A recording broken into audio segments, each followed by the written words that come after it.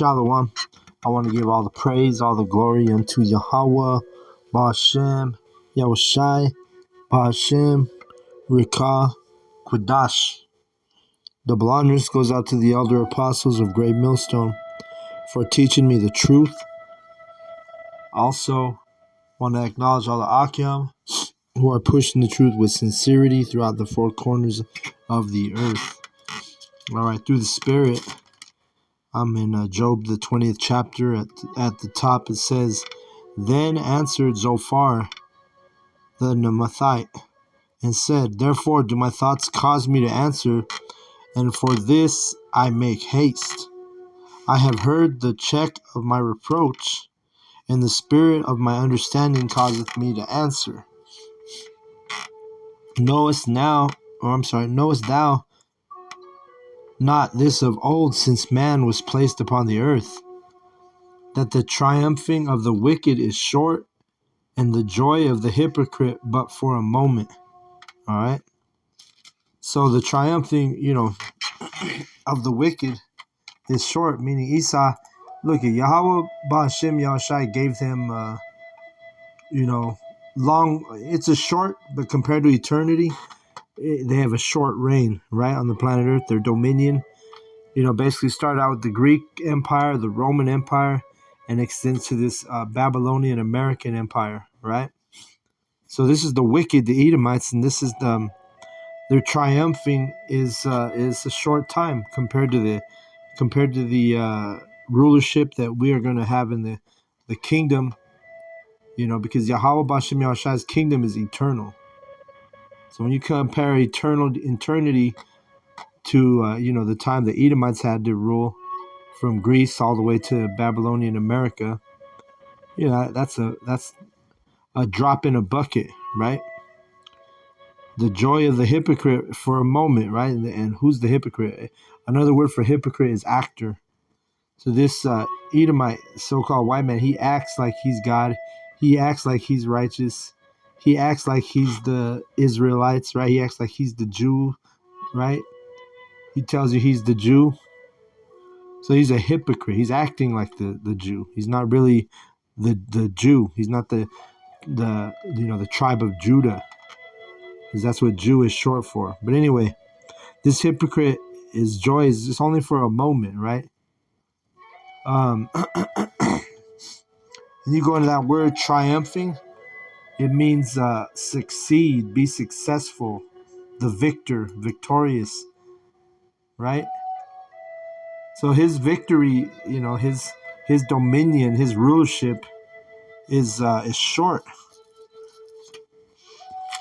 Again, when you compare the dominion of the so-called white man, the Edomite, the time that Yahweh Ba'ashem Yahushai have given him, like I say, it's a drop in a bucket compared to the eternal dominion that we're going to have in the kingdom.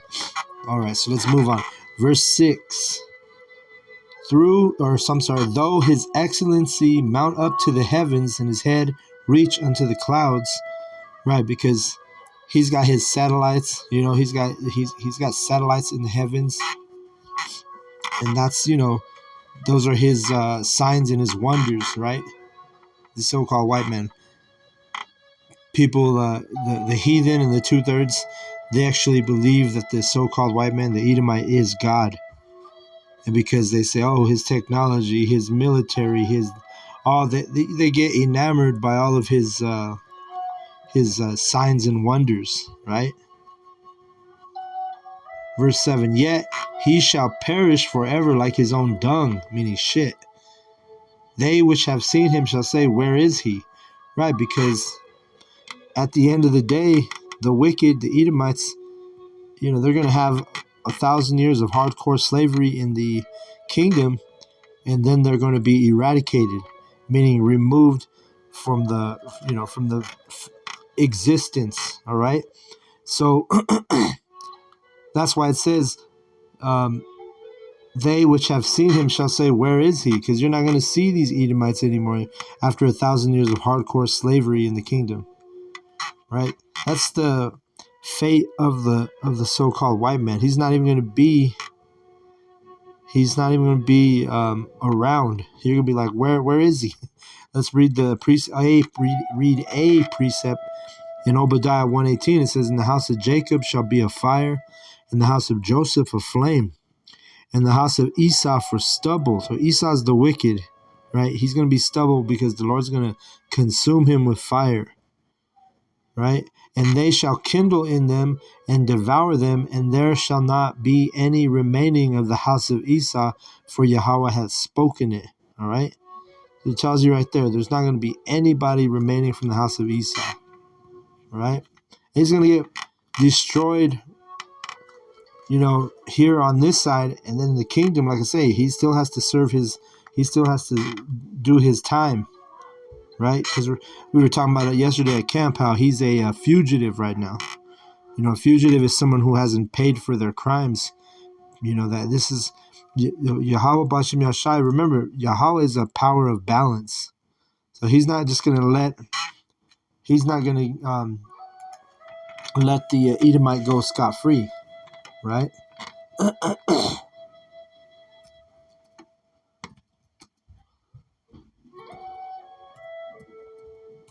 Let me see.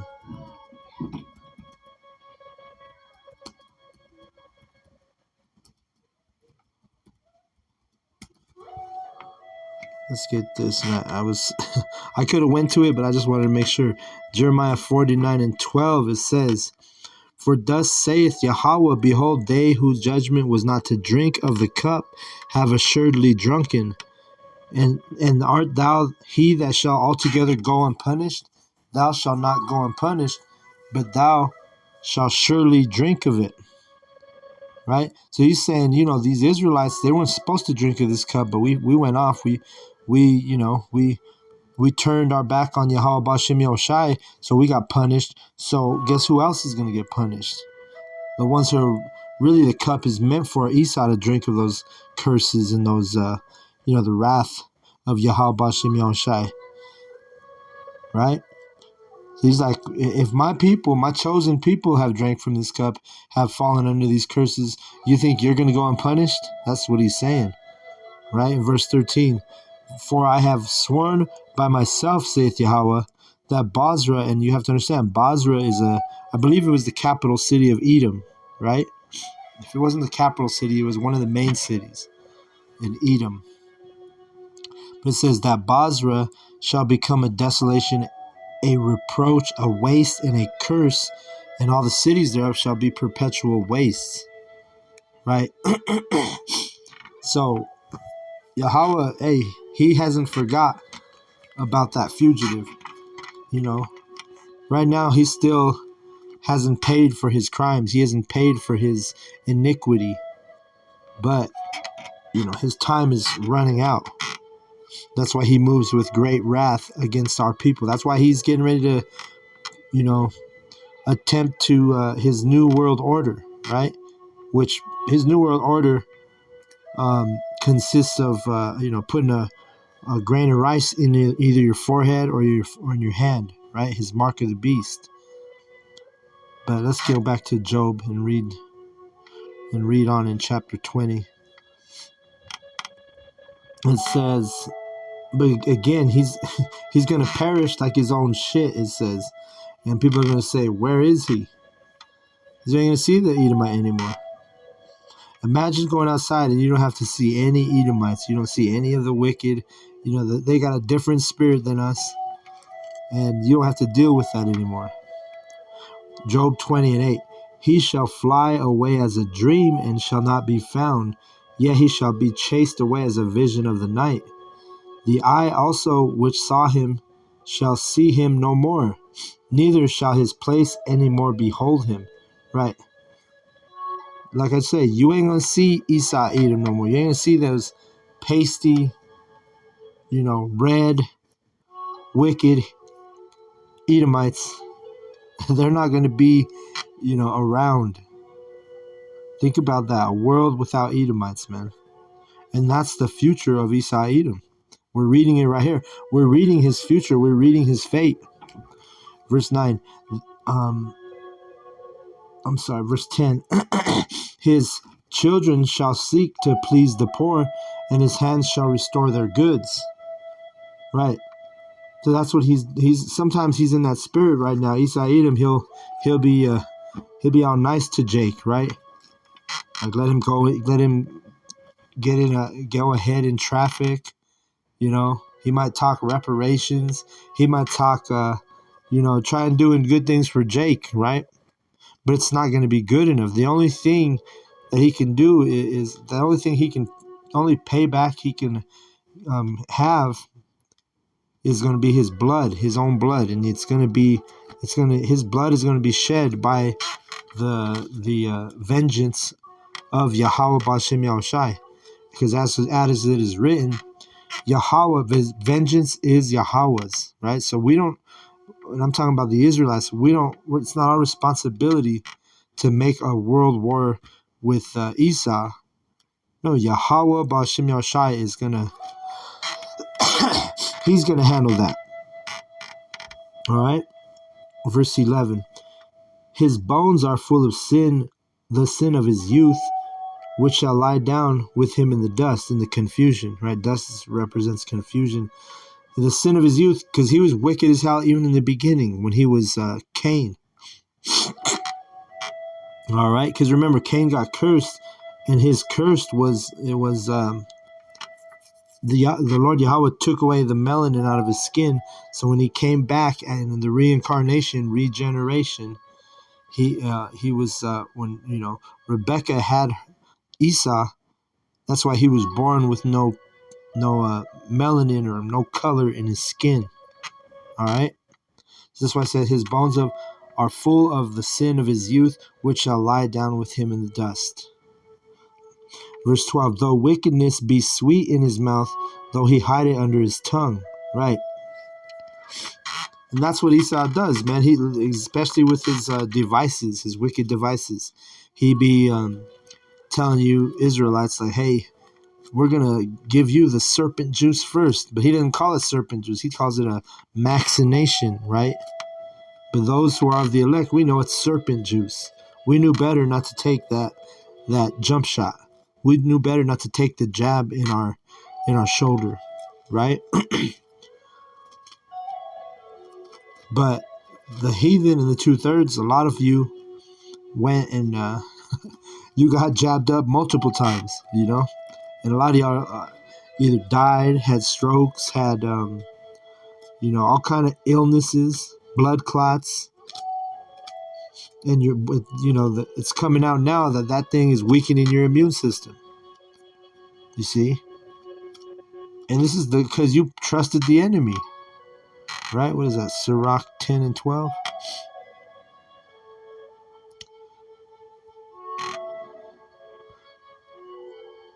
Okay, it's 12:10. Ecclesiasticus, aka Sirach 12:10. Never trust thine enemy, for like as iron rusted, so is his wickedness. Right. So you forgot about that verse, or you didn't even acknowledge that verse when you went and took that jump shot, when you went and took that serpent juice. You forgot who your enemy was because he softened you up and you walked right into the trap, right into that snare, right? The craftiness of Esau Edom, the subtlety of Esau Edom got your ass, right? Let's go back, Job 20 and verse 13. And I read that in 12, though wickedness be sweet in his mouth, though he hide it under his tongue. There's also another precept in Maccabees where, he speaks. Let's see let me get it. I don't remember exactly how it's worded.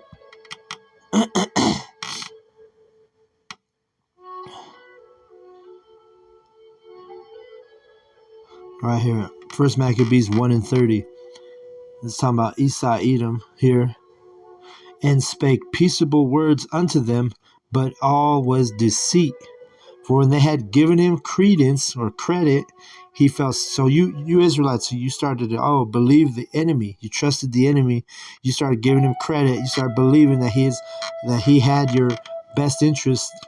He was in for your best interest. And then what does it say? He fell suddenly upon the city and smote it very sore and destroyed much people of Israel. Why? Because you let your guard down, you trusted the enemy. And that's going to be the same thing with his MOTB, with his mark of the beast, right? With that little grain of rice he's going to put in your hand and your forehead, you're going to let your guard down. You're going to feel like you can't move on without getting it. And then he's going to, destroy many people of Israel. And to be exact, 2/3, 66.6% of the Israelites are going to be destroyed in the same fashion when they make that allegiance with the wicked. All right, because hey, it's prophecy. The prophets know the secrets. We know what's going to happen before it happens because it's been written, and Yahweh Bashem Yoshai give us the understanding because we are his prophets. Before he does anything, he gives his servants, the prophets, his understanding. He tells you that in Amos 3:7. And this is another one of those prophecies that we have understanding on. 13, I hit 20 on accident.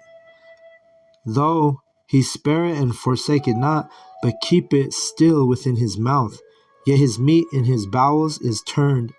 It is the gall of asps within him. He swallowed down riches, and he shall vomit them up again. The Most High shall cast them out of his belly.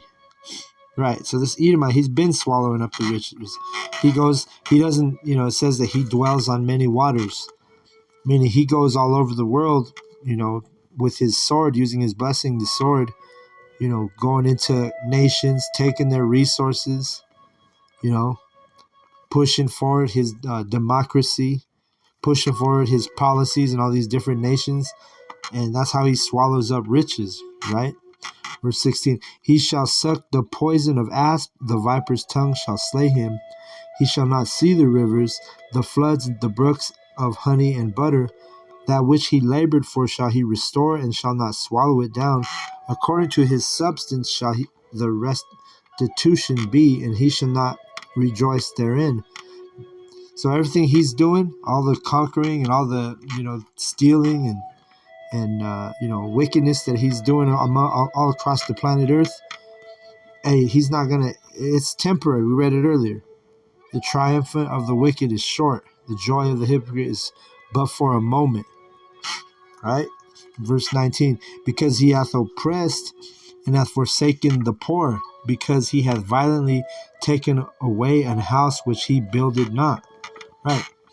So who's the poor? You Israelites are the poor. And the reason why it's not meaning you, yeah, overall, the majority of Israelites are they're not balling out. They don't have a lot of money, right?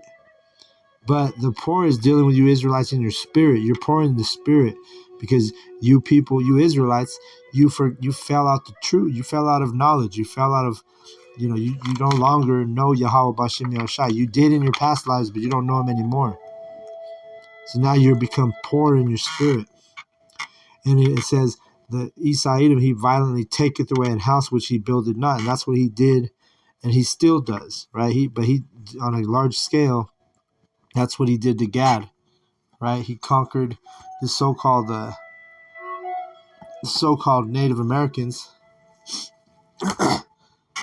violently, right? He took away the house of Gad, right? Verse 20, surely he shall not feel quietness in his belly. He shall not save of that which he desired, right? There shall none of his meat be left, therefore shall no man look for his goods. In the fullness of his sufficiency he shall be in straits. Every hand of the wicked shall come upon him. Right. Even though he's got all these resources and all these, this dominion right now, he's still going to be in straits. Right?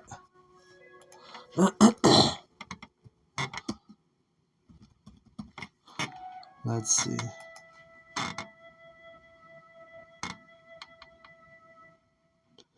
And it's That word straits, it means like a bad or difficult situation, a sorry condition, difficulty, trouble, crisis. Those are all similar words to straits, all right?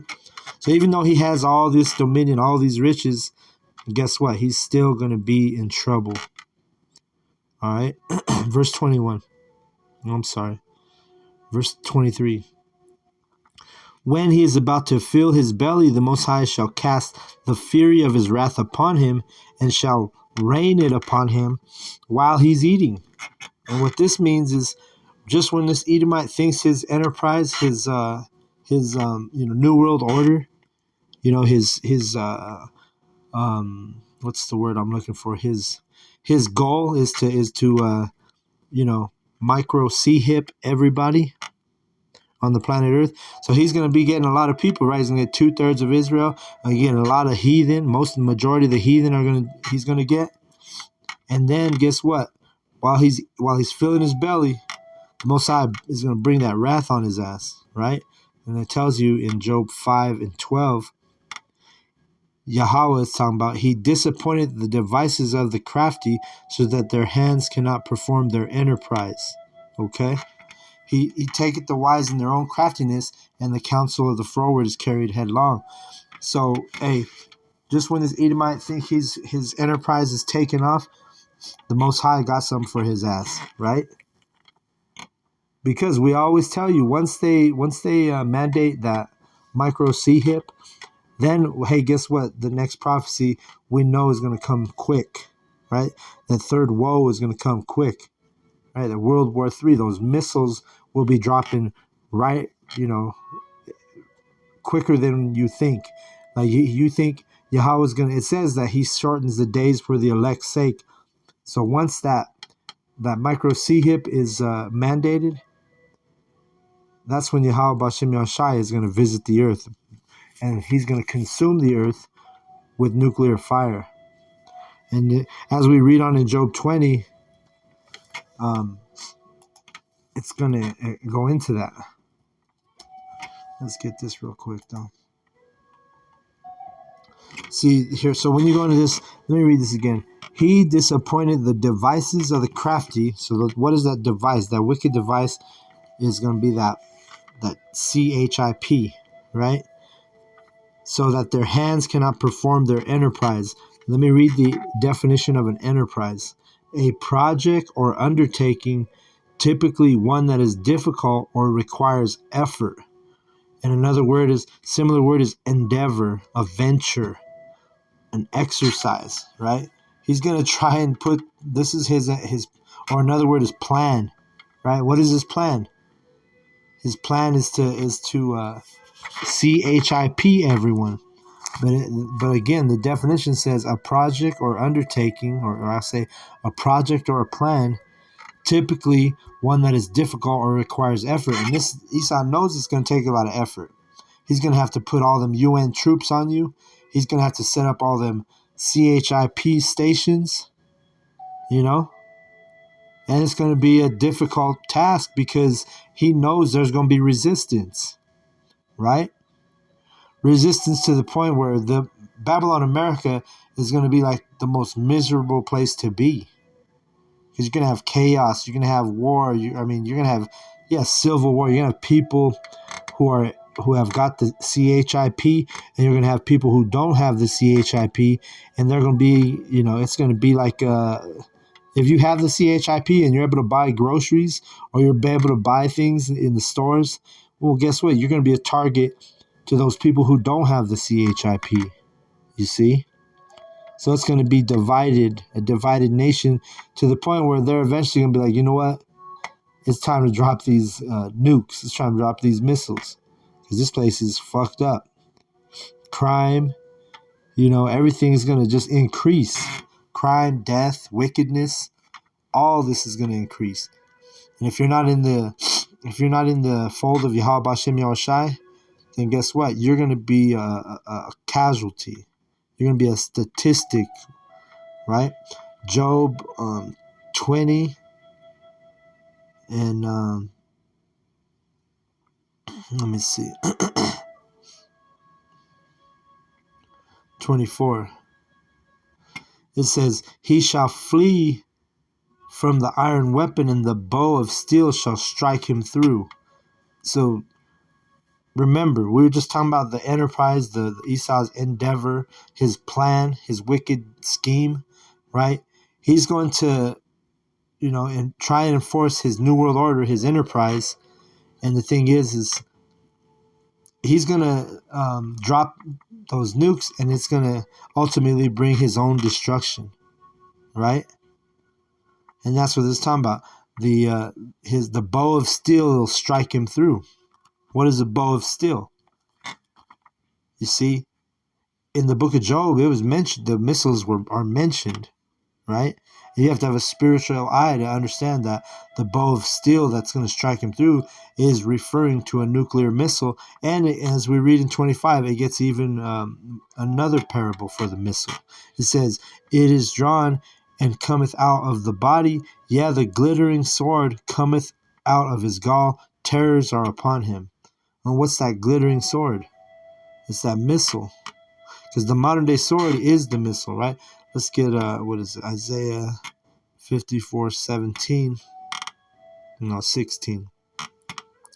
Behold, I have created the smith, which a smith is a weapon maker, that bloweth the coals in the fire, and that bringeth forth an instrument for his work, and I have created the waster to destroy. All right? So the modern day smith or weapon maker is the scientist that it was,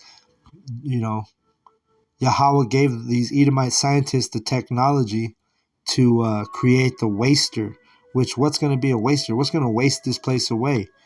The only thing that can waste away a city is a nuclear missile, right? So let's read 17. Because guess what? Yahweh Ba'ashem Yahushai have mercy on the elect. So this, when I read verse 17, this don't apply to everybody, all right? This applies only to the elect. Verse 17, no weapon that is formed against thee shall prosper, not even a nuclear missile. All right? And every tongue that shall rise against thee in judgment, thou shalt condemn. This is the heritage of the servants of Yahweh, and their righteousness is of me, saith Yahweh. So our righteousness, me being able to understand and break down these scriptures, it's not something that it's not of myself. It's not because I'm so smart or so special or so intelligent.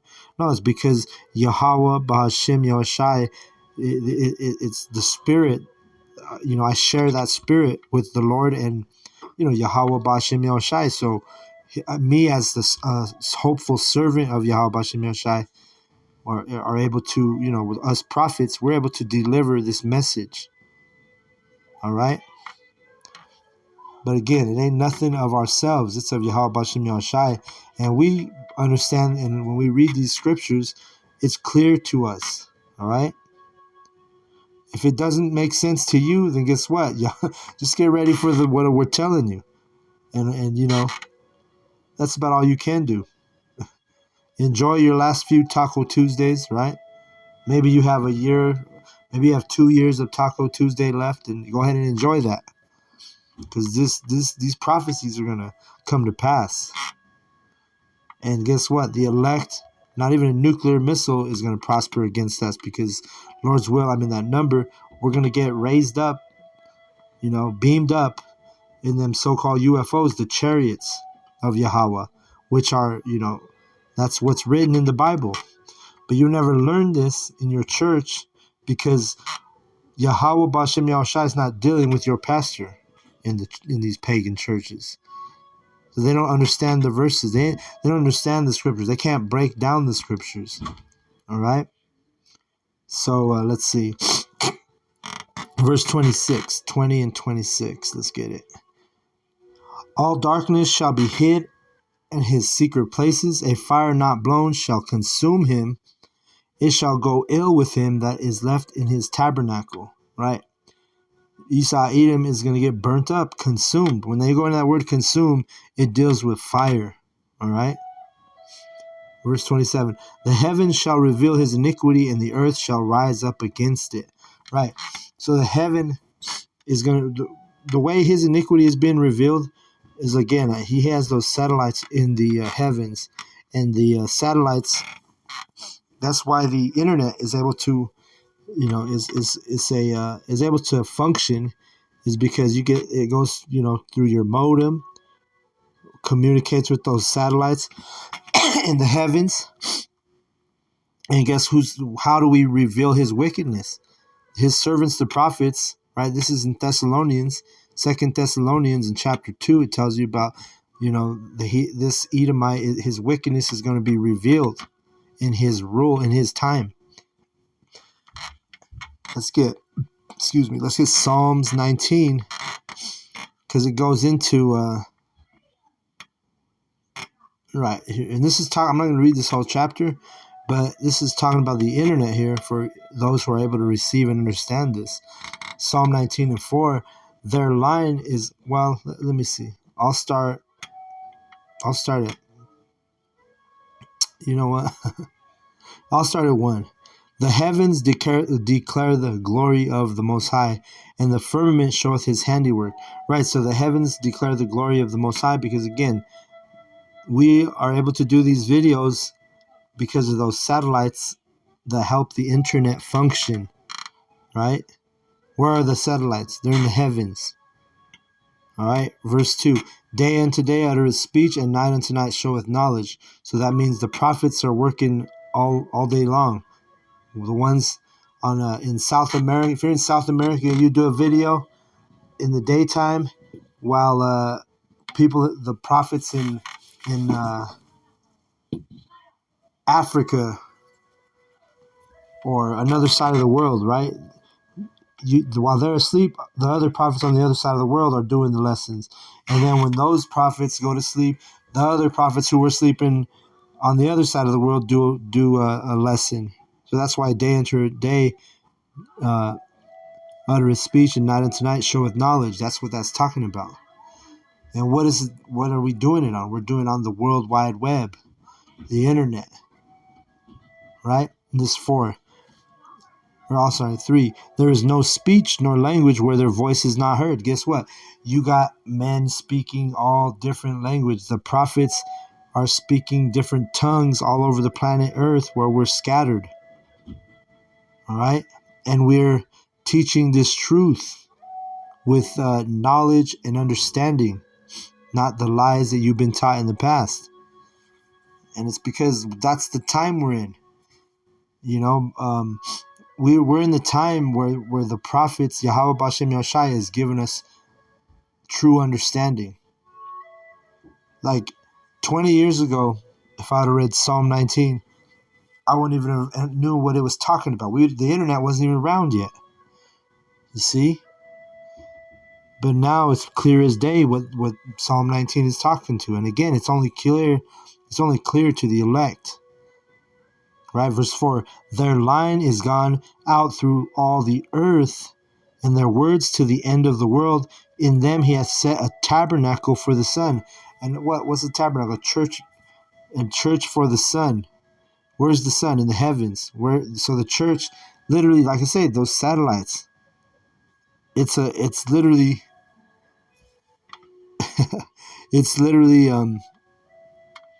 functioning because of those satellites. The reason why the lesson I'm doing right now, somebody in Africa or Australia can watch this video.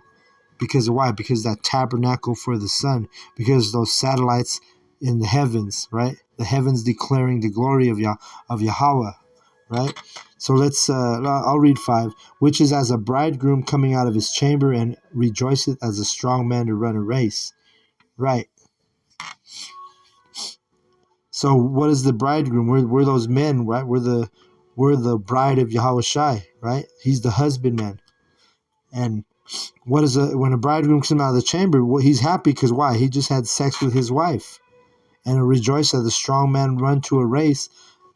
A strong man running a race gonna win the race because he done trained. He put in the work. So a strong man running a race is in good shape. He's gonna win that race. That's what he's comparing the prophets and this tabernacle in the sun. The power that Yahweh Bashem Yahushai has given us to do these lessons, these modern day epistles, via the internet.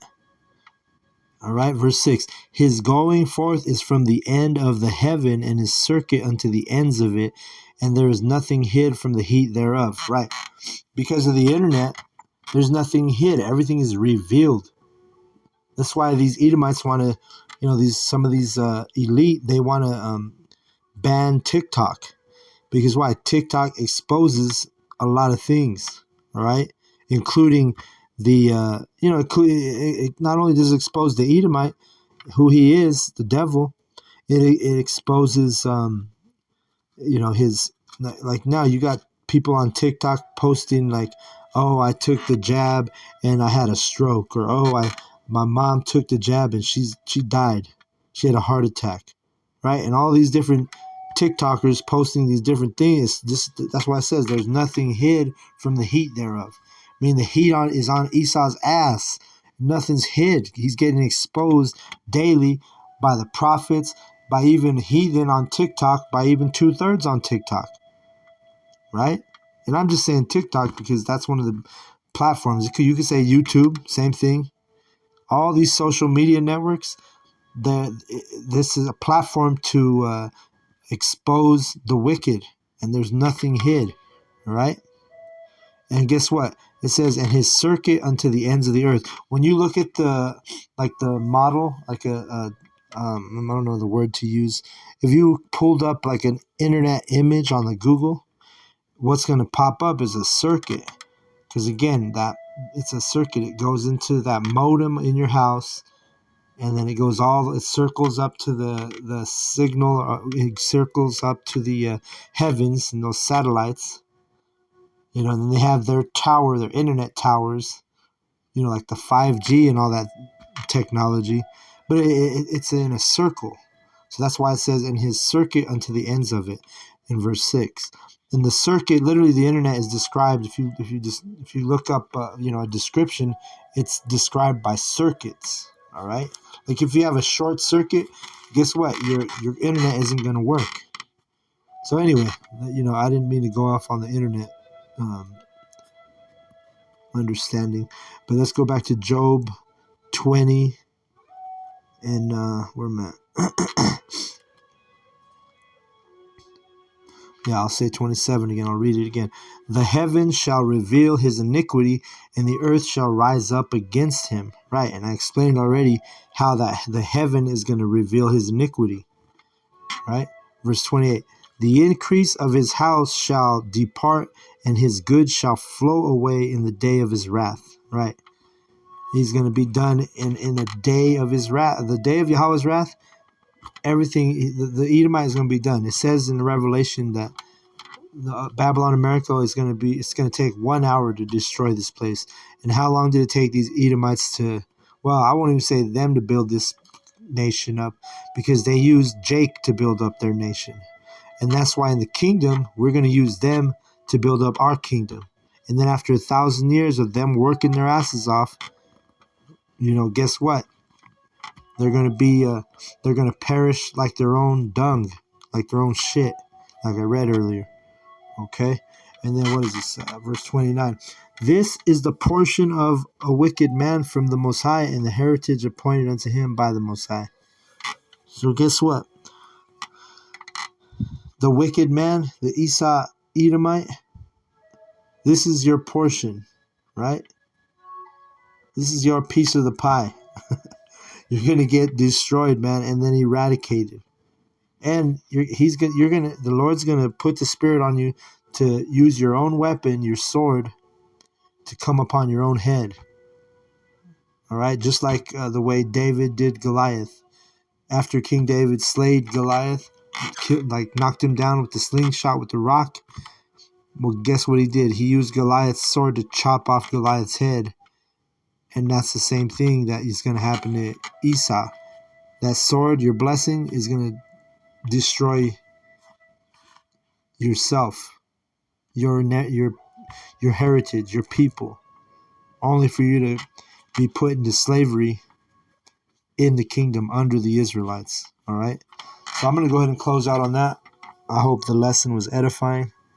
I want to give all the praise, all the glory, all the honor unto Yahweh, Bahashem, Yahweh Shai, Bahashem, Rakak Wadash, double honors. Goes out to the elder apostles of Great Millstone for teaching me the truth. Also, when acknowledge all the Akyam who are pushing the truth with sincerity. And shalom to the elect.